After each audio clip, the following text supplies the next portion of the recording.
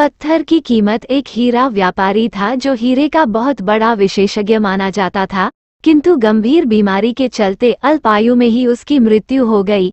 अपने पीछे वह अपनी पत्नी और बेटा छोड़ गया। जब बेटा बड़ा हुआ तो उसकी माँ ने कहा, बेटा, मरने से पहले तुम्हारे पिताजी ये पत्थर छोड़ गए थे, तुम इसे लेकर बाजार जाओ और इसकी कीमत का पता लगा। ध्यान रहे कि तुम्हें केवल कीमत पता करनी है, इसे बेचना नहीं है। युवक पत्थर लेकर निकला।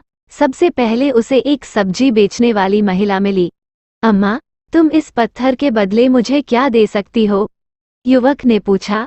देना ही है तो 2 गाजरों के बदले मुझे ये दे दो, तौलने के काम आएगा, सब्जी वाली बोली। युवक आगे बढ़ गया। इस बार वो एक दुकानदार के पास गया और उससे पत्थर की कीमत जानना चाही। दुकानदार बोला, इसके बदले मैं अधिक से अधिक 500 रुपये दे सकता हूँ, देना हो तो दो, नहीं तो आगे बढ़ जाओ।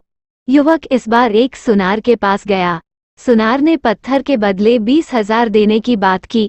फिर वह हीरे की एक प्रतिष्ठित दुकान पर गया, वहां उसे पत्थर के बदले 1 लाख रुपए का प्रस्ताव मिला और अंत में युवक शहर के सबसे बड़े हीरा विशेषज्ञ के पास पहुंचा और बोला, श्रीमान, कृपया इस पत्थर की कीमत बताने का कष्ट करें।